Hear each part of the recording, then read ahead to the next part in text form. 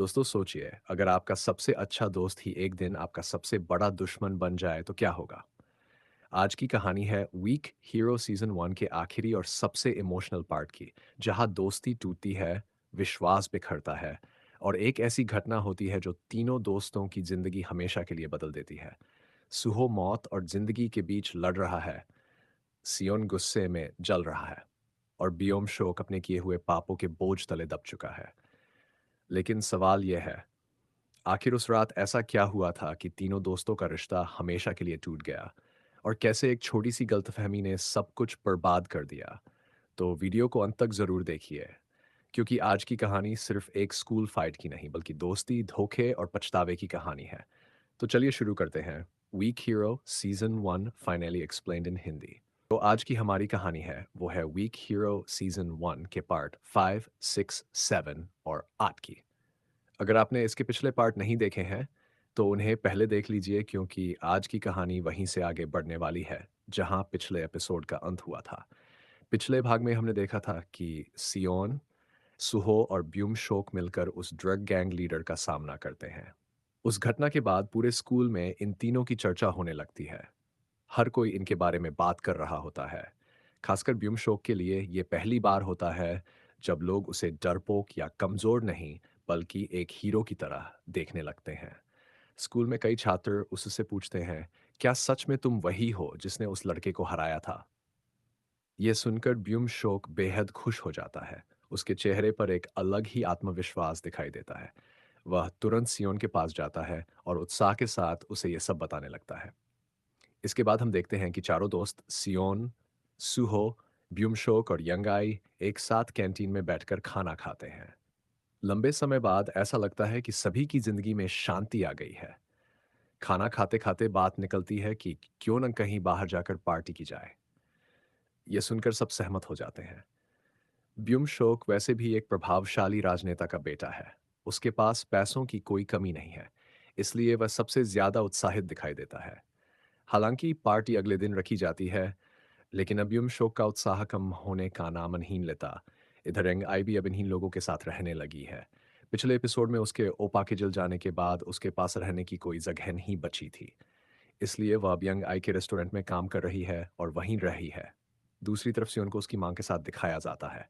वह अपने भविष्य और पढ़ाई को लेकर बातें कर रहा होता है, लेकिन बातचीत से साफ पता चलता है कि उसकी जिंदगी उतनी आसान नहीं है जितनी बाहर से दिखाई देती है। अगले दिन चारों दोस्त पार्टी के लिए निकलते हैं। यहीं पर यंग आई सबको बताती है कि आज सुहो का जन्मदिन भी है। यह सुनते ही ब्यूम शोक तुरंत खाता है कि आज का पूरा खर्चा वह उठाएगा। सभी लोग एक रेस्टोरेंट पहुंचते हैं, लेकिन यहीं से धीरे धीरे एक सुहो और यंग आई ऑर्डर देकर सीधे जाकर बैठ जाते हैं। सियोन भी उनके साथ जाकर बैठ जाता है, लेकिन पेमेंट करने के लिए केवल ब्यूम शोक काउंटर पर अकेला खड़ा रह जाता है। ये बात देखने में भले ही छोटी लगे, लेकिन ब्यूम शोक के दिल में चुभ जाती है।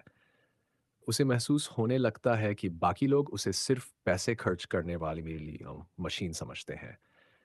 वह दूर से देखता है कि बाकी तीनों हंस रहे हैं, बातें कर रहे हैं, जबकि वह अकेला खड़ा बिल भर रहा है। यहीं से उसके मन में पहली बार अपने दोस्तों के प्रति नकारात्मक भावनाएं पैदा होने लगती हैं। रात में पार्टी शुरू होती है। सब लोग गाने गा रहे होते हैं, मस्ती कर रहे होते हैं। लेकिन ब्यूम शोक के चेहरे पर मुस्कान होने के बावजूद उसके भीतर जलन और असुरक्षा बढ़ती जा रही होती है।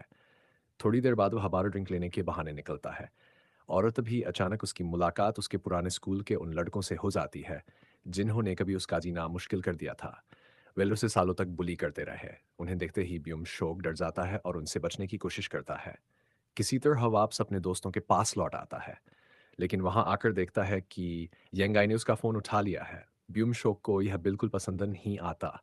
वह गुस्से में यंगाई पर चिल्लाने लगता है। यंगाई भी पीछे नहीं हटती और दोनों के बीच बहस शुरू हो जाती है। इसी दौरान उसके पुराने स्कूल वाले लड़के भी उसी कमरे तक पहुंच जाते हैं जहां पार्टी चल रही होती है। सियोनो तुरंत समझ जाता है कि मामला ठीक नहीं है। वह उन लड़कों से पूछता है कि उनके ही ये वे खते हैं कि वे सिर्फ अपने पुराने दोस्त से, लेकिन सियोन उन्हें साफ मना कर देता है। कुछ देर बाद वे लोग वहां से चले जाते हैं। हालांकि जाते जाते वे ब्यूम शोक के मन में फिर से पुराने डर जगा जाते हैं। अगले दिन ब्यूम शोक पूरी रात न सो पाने के कारण बेहद चिड़चिड़ा हो जाता है। क्लास में कुछ छात्र सामान्य बातें कर रहे होते हैं लेकिन उसे उनकी आवाज़ भी बर्दाश्त नहीं होती। वह उन पर गुस्सा। स्थिति इतनी बिगड़ जाती है कि वह लड़ाई करने के लिए खड़ा हो जाता है। सुहो बीच बचाव करने आता है लेकिन ब्यूमशोक उसी पर भड़क जाता है। सियोन यह हेस्बा चुपचाप देखता रहता है। उसे समझ आने लगता है कि ब्यूमशोक के भीतर कुछ बदल रहा है। इसके बाद सियोन और सुहो ब्यूमशोक के घर पहुंचते हैं। वहां उन्हें पता चलता है कि वह अपने परिवार का असली बेटा नहीं बल्कि गोद लिया हुआ बेटा है। बातों बातों में ब्यूमशोक अपने पुराने स्कूल के दर्दनाक अनुभवों के बारे में बताता है। वह बताता है कि कैसे उसके तथाकथित दोस्त उसे रोज अपमानित करते थे। सियोन उसकी बात सुनकर कहता है, मुझे तुम पर भरोसा है। लेकिन सुहो इससे भी आगे बढ़ जाता है। वह कहता है, चल अभी चलते हैं और उनसे हिसाब बराबर करते हैं। इसके बाद तीनों उन लड़कों के पास पहुंच जाते हैं। शुरुआत में बातचीत होती है, लेकिन जल्द ही माहौल तनावपूर्ण हो जाता है।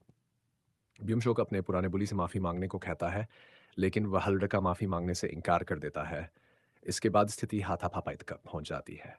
ब्यूमशोक अपने भी को थप्पड़ मार देता है। वह हल्डर भी पलटकर उसे थप्पड़ मारता है। उसका चश्मा जमीन पर गिर जाता है। और यही वह एक्शन होता है जब ब्यूमशोक का वर्षों कादबा हुआ गुस्सा बाहर आने लगता है। लेकिन एक बार फिर सुहो उसे रोक लेता है। यहीं पर ब्यूमशोक फट पड़ता है। वह सुहो से कहता है कि वह हर समय उसे कंट्रोल करने की कोशिश करता है। उसे ऐसा लगता है जैसे वह खुद अपनी ज़िंदगी का मालिक नहीं है। सुहो हैरान रह जाता है, सियोन भी चुप हो जाता है और फिर पहली बार तीनों दोस्तों के बीच दरार साफ दिखाई देने लगती है। यहीं से ब्यूमशोक धीरे-धीरे रास्ते की ओर बढ़ना शुरू कर देता है। अब कहानी यहीं से आगे बढ़ती है, जहाँ ब्यूमशोक अपने दोस्तों से अलग हो चुका है। जिस लड़के को कभी सुहो और सियोन ने सँभाला था, वही अब धीरे-धीरे गलत लोगों की संगत में फँसता जा रहा है। ब्यूमशोक के मन में अब एक अजीब-सी भावना पैदा हो चुकी है। उसे लगने लगा है कि सुहो हमेशा उसे नीचा दिखाता है। चाहे सुहो की नीयत अच्छी हो, लेकिन ब्यूमशोक अब हर चीज़ को गलत नज़रिए से देखने लगा है। दूसरी तरफ स्कूल के कुछ बदमाश लड़के उसके आसपास मंडराने लगते हैं। वे जानते हैं कि ब्यूमशोक अमीर है और उसके पास पैसों की कोई कमी नहीं। वो लोग उसे पार्टी में ले जाते हैं, उसके साथ घूमते हैं, उसका हौसला बढ़ाते हैं और हर समय उसे यही महसूस कराते हैं कि वही उनका लीडर है।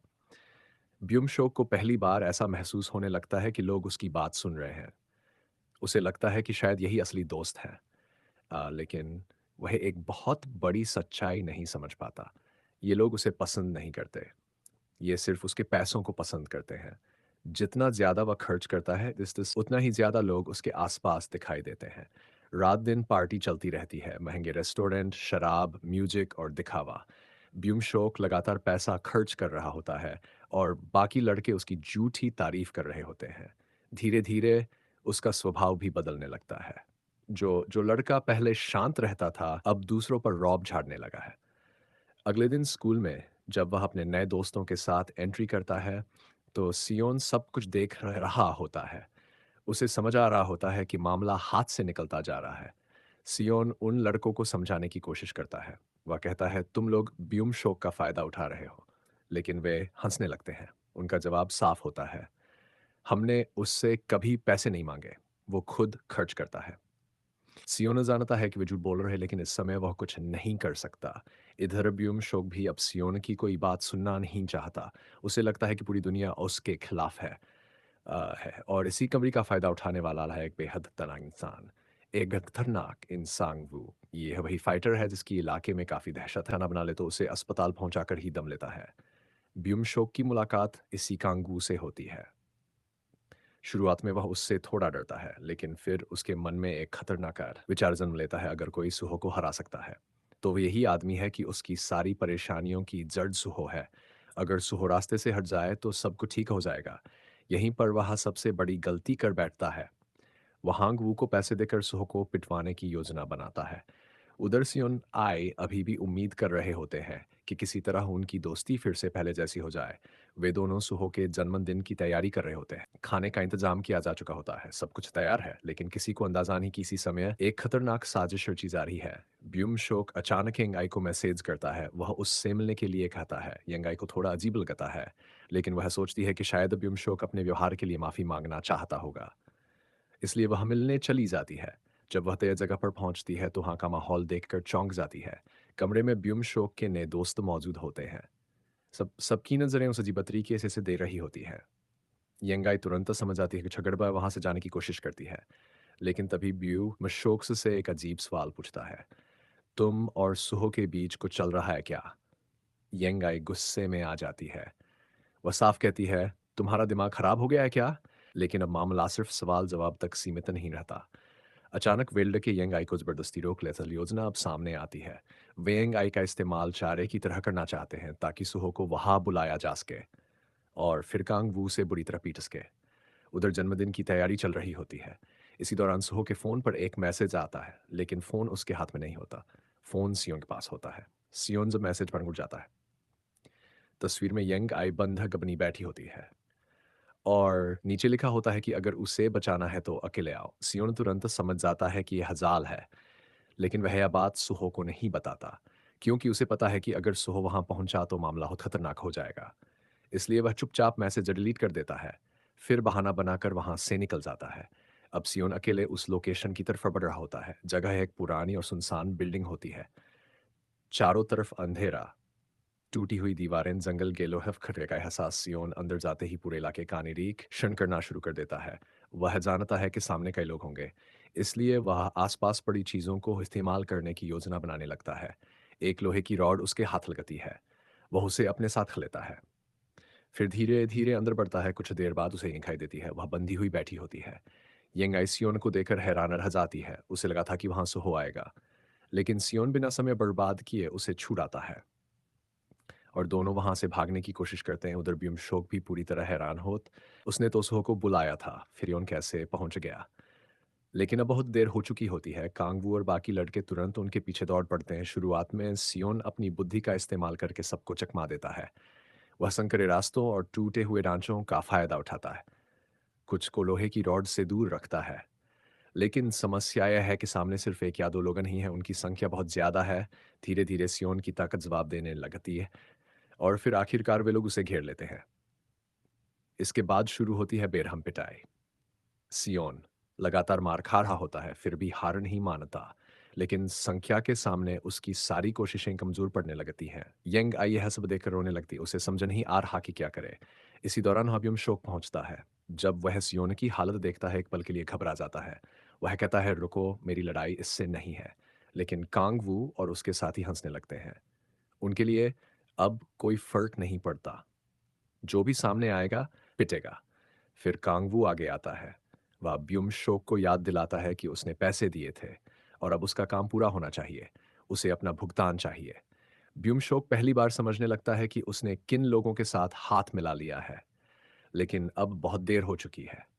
एक बार जो मशीन चल पड़ी है, उसे रोकना आसान नहीं। और यहीं पर कहानी एक बेहद खतरनाक मोड़ पर पहुंच जाती है, क्योंकि अगले ही पल इस पूरी लड़ाई में शामिल होने वाला है वह इंसान जिसका नाम सुनकर आधे गुंडे डर जाते हैं, सुहो। जब सुहो को सच्चाई का पता चलेगा, तो सिर्फ दोस्ती ही नहीं टूटेगी, बल्कि कई लोगों की जिंदगी हमेशा के लिए बदल जाएगी। अगले एपिसोड की शुरुआत होती है एक मेडिकल वैन से। यहाँ पर हम देखते हैं कि सियोन मेडिकल वैन में बैठा हुआ है। उसके शरीर पर चोटों के निशान साफ दिखाई दे रहे हैं। दूसरी तरफ पुलिस योंग आई से सवाल जवाब कर रही होती है और जानना चाहती है कि आखिर उस रात वहां क्या हुआ था। लेकिन सियोन बीच में ही बोल पड़ता है। वह कहता है कि वहां हमारे अलावा कोई नहीं था। जो कुछ अभी हुआ सिर्फ एक एक्सीडेंट था। पुलिस को उसकी बात थोड़ी अजीब लगती है, लेकिन उनके पास कोई सबूत नहीं होता, इसलिए वे ज्यादा दबाव नहीं बनाते। इसी दौरान दूसरी तरफ सुहो अपने फोन को ढूंढ रहा होता है।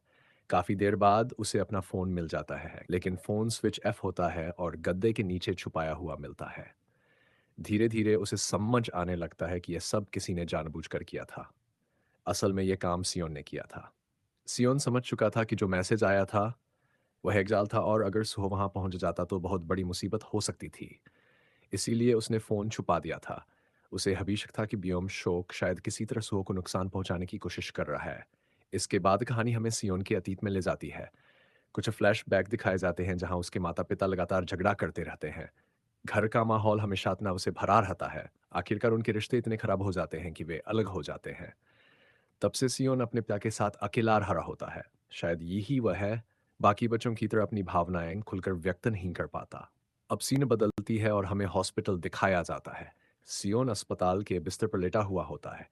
कुछ ही देर में उसके पिता वहां पहुंच जाते हैं। वे अपने बे की हालत देखकर घबरा जाते हैं। वे उससे पूछते हैं कि आखिर उसके साथ हुआ क्या है, लेकिन हमेशा की तरह सियोन अपनी भावनाएं छुपा लेता है। वह बस इतना खाता है कि एक छोटा सा एक्सीडेंट था। उधर दूसरी तरफ व्योम शोक अपने कमरे में बंद बैठा होता है। पिछली रात जो कुछ हुआ था, उसके बाद वह अंदर से टूट चुका होता है। उसे समझ नहीं आ रहा होता कि उसने आखिर क्या कर दिया। डर और अपराध बोध की वजह से वह कमरे के एक कोने में बने कबर्ड के अंदर जाकर छुप जाता है। कुछ देर बाद उसके पिता का पीए उसके पास आता है। वह उसे बताता है कि सियोन उसके खिलाफ कोई केस नहीं करना चाहता, क्योंकि वह अभी भी उसे अपना दोस्त मानता है। ये बात सुनकर बियोम शोक पूरी तरह चुप हो जाता है। जिस लड़के को उसने धोखा दिया, वही लड़का उसके खिलाफ शिकायत तब तक नहीं करना चाहता। यह बात उसके दिल पर बहुत भारी पड़ती है। उधर अगले दिन सुबह बार सियोन को फोन करता है, लेकिन सियोन कोई जवाब नहीं देता। जब सुबह स्कूल कूल पहुंचता है तो वहां ना सियोन होता है और ना ही बियोम शोक। उसे कुछ समझ नहीं आता, उसका फोन भी बंद था। दोनों दोस्त अचानक गायब हैं और कोई कुछ बताने को तैयार नहीं। शाम होते होते उसकी बेचैनी और बढ़ जाती है। वह सियोन के वहाँ भी कोई सही जवाब नहीं मिलता। फिर वह योंगाई से मिलने जाता है।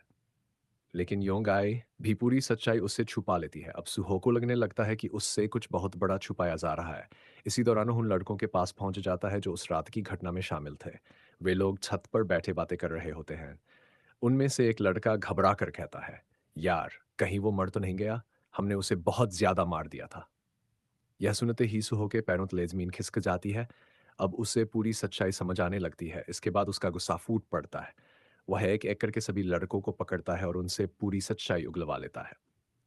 जब सारी बात सामने आ जाती है, तो वह सीधा योंगाई के पास पहुंचता है। योंगाई भी आखिरकार सब कुछ बता देती है, लेकिन वो उससे एक बात और कहती है। वह कहती है किसी और नहीं चाहता कि तुम किसी मुसीबत में पड़ो, इसीलिए उसने सारी बातें तुमसे छुपाई। यह सुनकर पहली बार सुहो की आंखें नम हो जाती हैं। उसे एहसास होता है कि सियोन ने खुद दर्द सह लिया, लेकिन उसे बचाने की कोशिश की। इसके बाद सुहो सीधा सियोन के घर पहुंचता है। काफी देर तक दरवाजा खटखाने के बाद सियोन सियोन दरवाजा खोलता है। दोनों कुछ देर तक एक दूसरे को देखते रहते हैं। फिर सुहो उससे पूछता है कि वह सियोन हमेशा की तरह बात टालने की कोशिश करता है। लेकिन तभी सुहो की नज़र उसके घायल हाथ पर पड़ जाती है। सियोन तुरंत अपना हाथ छुपा लेता है। उसे लगता है कि सुहो कुछ नहीं जानता, लेकिन असल में सुहो को सारी सच्चाई पता चुकी होती है। वह बस इतना कहता, ठीक है, स्कूल में मिलते हैं, और वहां से चला जाता है। लेकिन बाहर निकलते ही उसके अंदर गुस्सा और अपराध बोध दोनों भर जाते हैं। उसे लगता है कि उसकी वजह से सियोन इस हालत में पहुंचा। इसी बीच बियोम शोक के घर में भी हालात बिगड़ चुके होते हैं। उसका पिता उसे बेरहमी से डांटता है। वह उसे थप्पड़ मारता है, लात मारता है और कहता है कि उसने सिर्फ मुसीबतें खड़ी की हैं। यहाँ तक कि वह यह भी कह देता है कि अगर वह ड्रग्स लेकर ही मर जाए तो भी उसे फर्क नहीं पड़ेगा। यह सुनकर ब्योम शोक पूरी तरह टूट जाता है। अब उसके पास कहीं जाने की जगह नहीं बचती। इसी दौरान सुहो उसे मैसेज भेजता है और बताता है कि उसने उसके दोस्तों को पकड़ लिया है। यह सुनकर ब्योम शोक खुद सुहो को फोन करता है और उसे एक एड्रेस देता है। वह जगह होती है एक बॉक्सिंग रिंग, जहां पहले से कांगू और उसके लोग सुहो का इंतजार कर रहे होते हैं। यहीं से कहानी अपने सबसे खतरनाक मोड़ पर पहुंचती है। सुहो वहां पहुंचता है, लेकिन लड़ाई शुरू करने से पहले वह ब्योम शोक से बात करने की कोशिश करता है। वह उससे माफी मांगता है। कहता है कि अगर उससे कोई गलती हुई है तो माफ कर दे। वह चाहता है कि इस वक्त फिर से पहले जैसा हो जाए, लेकिन बियोम शोक अब बहुत दूर जा चुका होता है। वह उसकी बात ठुकरा देता है। इसके बाद दोनों के बीच बहस होती है और फिर सुहो उसे एक थप्पड़ मार देता है। यहीं से कांगू सामने आता है और फिर है ऐसी जन की सबसे खतरनाक फाइट। कांगू और सुहो के बीच जबरदस्त मुकाबला होता है। लेकिन तभी पीछे से 600 कुछ लड़के उसका पैर पकड़ लेते हैं। एक पल के लिए उसका संतुलन बिगड़ जाता है और कांगू उसी मौके का फायदा उठाकर उसके चेहरे पर जोरदार किक मार देता है। सुहो सीधे जमीन पर गिर जाता है। इसके बाद सभी लोग उस पर टूट पड़ते हैं, खून से, और लगातार हमले। कुछ ही देर में सुहो बेहोश हो जाता है, लेकिन फिर भी मार नहीं रुकती जब तक कि ब्योम शोक का पिता वहां नहीं पहुंच जाता। तब जाकर सब रुकते हैं, लेकिन तब तक बहुत देर हो चुकी होती है। सुहो बिल्कुल भी प्रतिक्रिया नहीं दे रहा होता। उसका शरीर निश्चल पड़ा होता है। यह देखकर ब्योम शोक घबरा जाता है। वह रोने लगता है, बार बार सुहो को उठाने की कोशिश करता है, लेकिन कोई जवाब नहीं मिलता। और यहीं से शुरू होती है उस त्रासदी की असली कीमत, जिसने इन तीन दोस्तों की जिंदगी हमेशा के लिए बदल दी। तो दोस्तों, अब कहानी यहीं से आगे बढ़ती है, जहां सुहो बॉक्सिंग रिंग में अचेत अवस्था में पड़ा हुआ है। एक तरफ ब्योम शोक उसके पास बैठकर रो रहा होता है, तो दूसरी तरफ बाकी सभी लोग अपनी जान बचाने के लिए वहां से भागने लगते हैं। किसी को समझ नहीं आ रहा होता कि आखिर अभी-अभी क्या हो गया। जो लोग कुछ मिनट पहले तक खुद को बहुत बड़ा गुंडा समझ रहे थे, बाय अब उनके चेहरे पर डर साफ दिखाई दे रहा था। अभी शोक का पिता पूरी स्थिति को समझ जाता है। वह जानता है कि अगर यह मामला पुलिस तक पहुंच गया तो उसका राजनीतिक करियर खत्म हो सकता है। इसीलिए वह तुरंत अपने पीए को आदेश देता है कि इस पूरे मामले को दबा दिया जाए। कुछ ही देर में एम्बुलेंस पहुंचती है। सुस्कुरिचर पर लिटाकर अस्पताल ले जाया जाता है। लेकिन रास्ते भर उसकी हालत में कोई सुधार नहीं आता। वह बिल्कुल भी प्रतिक्रिया नहीं दे रहा होता। डॉक्टर लगातार उसकी जांच कर रहे होते हैं। उधर सियोन और योंग आई अभी भी शहर भर में सुहो को ढूंढ रहे होते हैं। दोनों अलग अलग जगहों पर जाकर पता लगाने की कोशिश करते हैं कि वह कहाँ गया होगा, लेकिन उन्हें कोई जानकारी नहीं मिलती। रात बीत जाती है, सुबह होने लगती है और तभी अस्पताल में डॉक्टरों की टीम बाहर निकलती है। डॉक्टर बताते हैं कि सुहो को बहुत गंभीर चोटें आई हैं। उसके शरीर के कई हिस्सों में अंदरूनी चोट लगी है। सबसे बड़ी बात यह होती है कि कुमामिन चला गया है। यह खबर सुनकर सुहो की दादी पूरी तरह टूट जाती है। वह अस्पताल के बाहर बैठकर रोने लेती है। इधर योंग आई भी रोड़ी होती है। उससे विश्वास ही नहीं, हाकि जोड़ का हमें सबसे मजबूत दिखाई देता था, आज उसी की यह हालत हो गई है। दूसरी तरफ ब्योम शोक के घर में माहौल और भी खराब हो चुका होता है। उसका पिता उसे कमरे में बंद करके रखता है। वह उसे बार-बार डांटता है, कहता है कि उसने पूरे परिवार की इज्जत मिट्टी में मिला दी। ब्योम शोक कुछ नहीं, वह बस चुपचाप बैठा रहता है, क्योंकि अब उसे खुद भी समझ आ चुका होता है कि उसकी नफरत ने सब कुछ बर्बाद कर दिया है। अगले दिन सुबह-सुबह सियोन स्कूल पहुंच जाता है, मान्य दिखने की कोशिश कर रहा होता है, लेकिन तभी उसके फोन पर योंग आई का कॉल आता है। उसकी आवाज़ काँप रही होती है। वह सियोन को तुरंत अस्पताल आने के लिए कहती है। सियोन बिना एक सेकंड गंवाए वहाँ से निकल जाता है। जब वह अस्पताल पहुँचता है और सुहो को उस हालत में देखता है, तो उसके पैरों तले ज़मीन खिसक जाती है। उसका सबसे अच्छा दोस्त मशीनों के सहारे सांस ले रहा होता है। वह कुछ बोल नहीं रहा होता, कुछ सुन नहीं रहा होता, बस चुपचाप पड़ा हुआ होता है। यहीं पर पहली बार सियोन की आंखों में आंसू दिखाई देते हैं। वह सुहो के पास बैठ जाता है, लेकिन उसके पास कहने के लिए कोई शब्द नहीं होते। रात भर वही बैठा रहता, कभी सुहो को देखता है, कभी जमीन को, और कभी अपनी ही गलतियों के बारे में सोचता रहता है। योंग आयु उसे समझाती है कि उसका बोर्ड एग्जाम आने वाला है, उसे घर जाकर आराम करना ही है। लेकिन सियोन वहां से हिलना भी नहीं चाहता। उसे ऐसा लगता है जैसे अगर वह यहाँ से गया तो सुहो बिल्कुल अकेला हो जाएगा। उधर ब्योम शोक लगातार अस्पताल की खबरें ले रहा होता है, हर बार पूछता है कि सुहो की हालत कैसी है, लेकिन किसी के पास उसके लिए अच्छी खबर नहीं होती। इसी बीच सियोन के अंदर एक नया गुस्सा जन्म लेने लगता है। हसर दुखीनहीन है। अब वह बदला लेना चाहता है। उसे लगता है कि सुहो की इस हालत के ज़िम्मेदार हैं, उन्हें इसकी कीमत चुकानी होगी। और यहीं से शुरू होता है सियोन का तांडव। सबसे पहले वह उस लड़के को ढूँढता है जिसने बियोम शो की मुलाकात कांगू से करवाई थी। सियोन सीधे उसकी क्लास में पहुँच जाता है। इससे पहले कि वह कुछ समझ पाए, सियोन उस पर हमला कर देता है, पूरा क्लब दंगल हँसाता है। कोई समझ नहीं पाता कि आखिर हो क्या रहा है, सियोन उसे लगातार मारता रहता है। आखिरकार वह लड़का-लड़कर सारी बातें बताने लगता है। बताही कांगू भी इस मामले में शामिल था और बाकी लोगों के नाम भी बताता है। अब सियोन का अगला निशाना कांगू हो। दूसरी तरफ योंग आईसी से बियोम शोक के पिता के पास पहुंच जाती है। वो उनकी गाड़ी के सामने खड़ी हो जाती है। पर चलने लगती है कि यह सब उनकी वजह से हुआ है। अगर उन्होंने अपने बेटे को सही रास्ता दिखाया होता तो आज यह दिन नहीं देखना पड़ता। लेकिन पॉलिटिशियन हमेशा की तरह चुप रहता है। उसे सिर्फ अपनी इमेज की चिंता होती है। उधर सियोन आखिर कांगू उधर सियोन आखिर कांगू तक पहुंच जाता है। कांगू पहले से सावधान होता है। उसे पता होता है कि सियोन उसके पीछे आएगा। जैसे ही सियोन हमला करने की कोशिश करता है, कांगू उसे नीचे गिरा देता है। वह उसका मजाक उड़ाने लगता है, कहता है कि उसके सामने कुछ भी नहीं है। लेकिन कांगू एक बात भूल जाता है। सियोन अब पहले वाला सियोन ही रहा। उसे सुहो की ट्रेनिंग याद आती है। उसे याद आता है कि सुहो ने उसे सिखाया था कि ताकत से ज्यादा जरूरी है दिमाग। अब सियोन अपने आसपास की हर चीज का इस्तेमाल करना शुरू करे, कभी कुर्सी, कभी टेबल, कभी लोहे की चीजें। वह धीरे धीरे कांगू पर भारी पड़ने लगता है। पहली बार कांगू घबराता हुआ दिखाई देता है। फाइट लंबी चलती है, दोनों बुरी तरह घायल हो जाते हैं, लेकिन आखिर में सियोन जीत जाता है। वह एक भारी डंबल उठा लेता है और कांगू के पैर पर मारने के लिए तैयार हो जाता है। अब पहली बार कांगू डर जाता है, कहता है कि उसने सिर्फ बॉक्सिंग मैच चल रहा था। सुहो की बाकी हालत के लिए वह जिम्मेदार नहीं है। लेकिन उस समय सियोन के अंदर का गुस्सा अपने चरम पर होता है और वह डंबल पूरी ताकत से उसके एंकल पर दे मारता है। कांगू दर्द से चीख उठता है। इसके बाद सियोन वहां से निकल जाता है, लेकिन उसका गुस्सा अभी भी खत्म नहीं हुआ होता। खैर ओंग की अब सिर्फ एक इंसान बचा था, बियोम शोक ता है। कांगू जमीन पर पड़ा दर्द से कराह रहा होता है और पहली बार उसे एहसास होता है कि उसने जिस लड़के को कमजोर समझा था, वह अंदर से कितना खतरनाक हो सकता है। लेकिन सियोना के मन में अभी भी शांति नहीं होती, क्योंकि उसके दिमाग में सिर्फ एक ही चेहरा घूम रहा होता है। बियोम शोक। उसे लगता है कि अगर उस दिन बियोम शोक ने यह सब शुरू नहीं किया होता तो आज सुहो अस्पताल के बिस्तर पर नहीं पड़ा होता। उधर दूसरी तरफ बियोम शोक का पिता स्कूल पहुंचता है, स्कूल प्रशासन से बात कर रहा होता है। उसने फैसला कर लिया होता है कि अब बियोम शोक को इस देश से दूर भेज दिया जाएगा।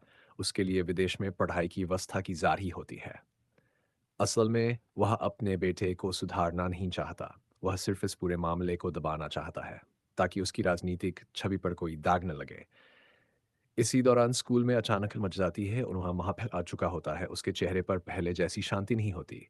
उसकी आँखों में सिर्फ़ गुस्सा दिखाई देता है। जो भी लड़के इस पूरी घटना में शामिल थे, वे उसे देखते ही घबरा जाते हैं। उन्हें पता होता है कि अब सियोन किसी की बात सुनने वाला नहीं है। सबसे पहले उसका सामना उन लड़कों से होता है, जिन्होंने बियोम शोक का साथ दिया था। वे लोग उसे रोकने की कोशिश करते हैं, लेकिन सियोन किसी की नहीं सुनता।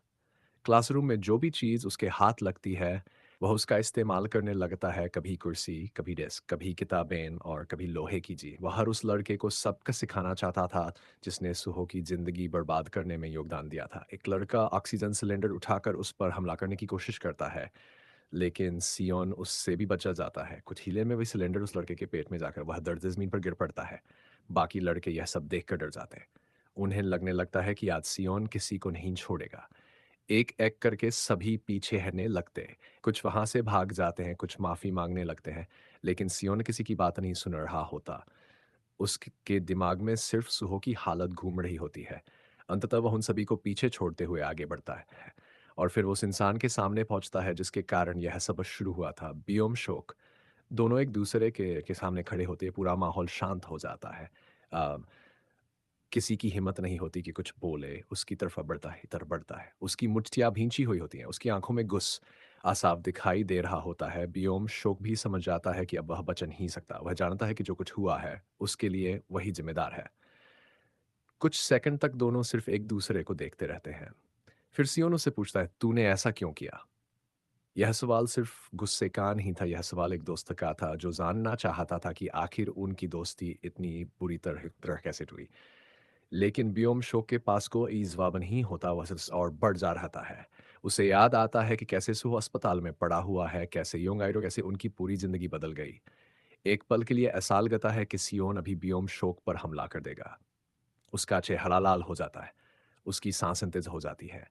लेकिन तभी उसके दिमाग में पुरानी यादें आने लगती हैं। उसे याद आता है जब तीनों पहली बार दोस्त बने थे, जब वे साथ खाना खाते थे, साथ हँसते थे और एक-दूसरे के लिए खड़े रहते थे। उसे याद आता है कि बियोम शो कभी उसका दोस्त हुआ करता और उसका हाथ रुक जाता है। वह चाहकर भी उस पर वार नहीं कर पाता। कुछ देर बाद वह सिर्फ इतना कहता है, "मैं तुझे मार सकता था, लेकिन मैं ऐसा नहीं करूँगा, क्योंकि एक समय पर तू मेरा दोस्त था।" यह सुनकर बियोम शोक की आँखें भर आती हैं, लेकिन अब छताने से कुछ बदलने वाला नहीं। सुहो अभी भी उनकी दोस्ती टूट चुकी थी और समय वापस नहीं लौट सकता था। सियोन धीरे-धीरे वहाँ से चला जाता है। उधर ब्योम शोक का पिता पूरी घटना देख रहा होता है। वह समझ जाता है कि अगर उसका बेटा यहीं रहा तो समस्याएँ खत्म नहीं होंगी। इसलिए विदेश भेजने का फैसला और भी पक्का हो जाता है। इसके बाद सियोन सीधा अस्पताल पहुँचता है। वह फिर से सुहो के कमरे में जाकर बैठ जाता है। कमरे में बिल्कुल शांति होती है। सिर्फ मशीनों की आवाज़ें सुनाई दे रही होती है। सियोन कुर्सी खींचकर उसके पास बैठ जाता है। काफ़ी देर तक वह कुछ नहीं बोलता, बस अपने दोस्त को देखता रहता है। धीरे-धीरे उसकी आँखें बंद होने लगती हैं और तभी उसे एक सपना दिखाई देता है। उसे लगता है कि सुहो जाग चुका है। सुहो पहले की तरह मुस्कुरा रहा होता है। वह कहता है, "क्या बे ऐसे क्यों घूर रहा है?" सियोन उसे देखकर मुस्कुराने की कोशिश करता है, लेकिन उसकी आँखों में आँसू आ जाते हैं। वह कहता है, "मुझे माफ़ कर दे। अगर मैं उस दिन वहाँ होता तो शायद ये सब नहीं होता।" सपने में सुहो हँस देता है। वह कहता है, "तू बहुत ज़्यादा सोचता है। सब ठीक हो जाएगा।"